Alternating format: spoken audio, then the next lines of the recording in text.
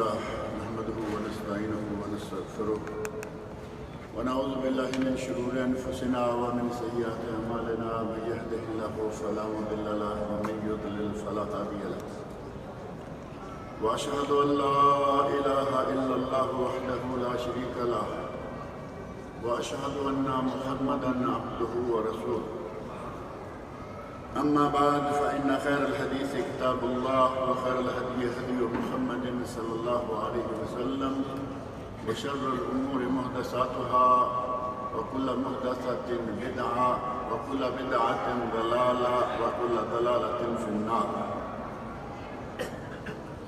رب اشرح لي صدري ويسر لي أمري واحلل عقدة من لساني يفقهوا قولي. رب أعوذ بك من همزات الشياطين وأعوذ بك رب يحضرون.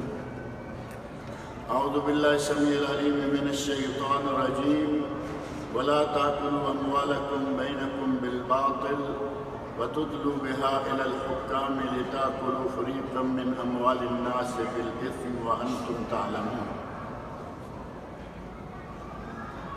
سورۃ البقرہ کی یہ آیت نمبر 188 ہے، 188۔ اللہ رب العزت نے ارشاد فرمایا ہے وَلَا تَأْكُلُوا أَمْوَالَكُمْ بَيْنَكُمْ بِالْبَاطِلِ، تم اپنے اموال آپس میں باطل طریقے سے مت کھاؤ، اپنے ہی اموال اور آپس میں انہیں باطل کر کے مت کھاؤ۔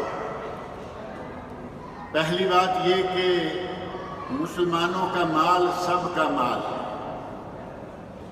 اور مسلمانوں کی جان سب کی جان۔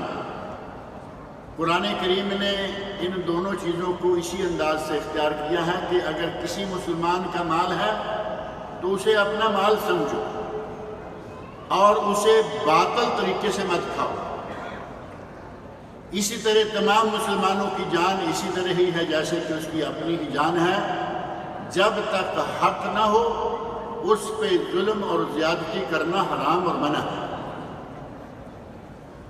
اللہ رب العزت نے اس آیت میں اموال کے سلسلہ میں ایک پابندی لگا دی ہے کہ باطل طریقہ سے اپنا مال مت کھاؤ۔ باطل طریقہ سے مال کھانے کے بہت سے انداز ہیں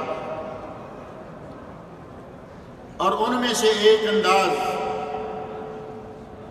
ایک عرصہ سے جاری ہے اور تقریباً سب کو معلوم بھی ہے،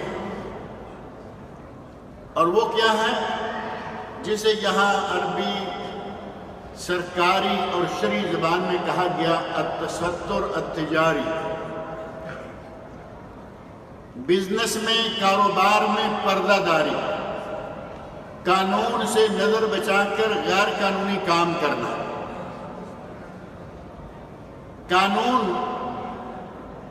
اگر کسی مسلمان حاکم کی طرف سے ہو، کتاب اللہ اور سنت رسول کی مخالفت نہ ہوتی ہو تو اس قانون کو ماننا ضروری ہوتا ہے۔ اللہ رب العزت نے اس ملک کو امن و امان سے بھی نوازا ہوا ہے اور دولت و مال کی بھی فراوانی ہے، اس میں کسی کو کوئی شک نہیں ہے، اور یہ اللہ رب العزت کی دونوں ہی بہت بڑی نعمتیں ہیں۔ نبی اکرم صلی اللہ علیہ وسلم ارشاد فرماتے ہیں، سنن ترمذی میں صحیح سند کے ساتھ یہ حدیث موجود ہے، من اصبح آمنا فی سربہ، جو صبح اپنے گھر میں امن و امان سے اٹھا، اسے کسی قسم کا کوئی خطرہ نہیں ہے،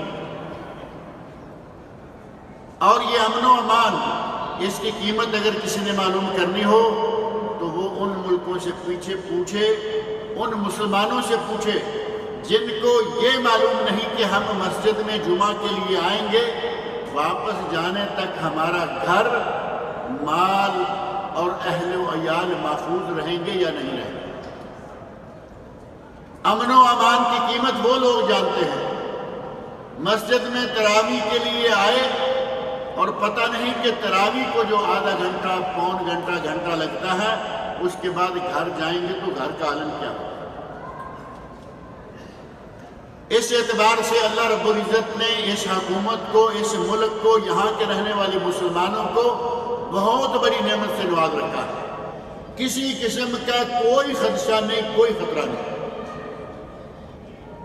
من اصبح آمنا فی سربہ، جو صبح اٹھا اپنے گھر میں امن و امان سے اٹھا، وَعِندَهُ قُوتُ يَوْمٍ، اس کے پاس ایک دن کی روٹی موجود ہے، ایک دن کی غذا، ایک دن کا کھانا موجود ہے۔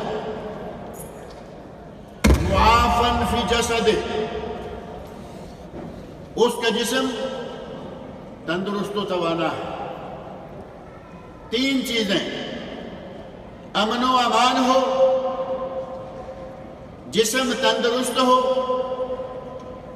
اور اس کے پاس ایک دن کی روٹی ہو۔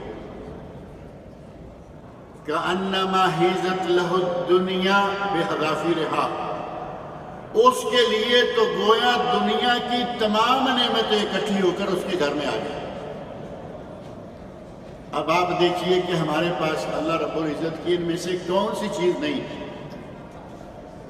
امن و امان موجود ہے، تندرست و توانا ہے، وَلِلَّهِ الْحَمْدُ۔ جو بیمار ہیں اللہ رب العزت ان کو شفا عطا فرمائے۔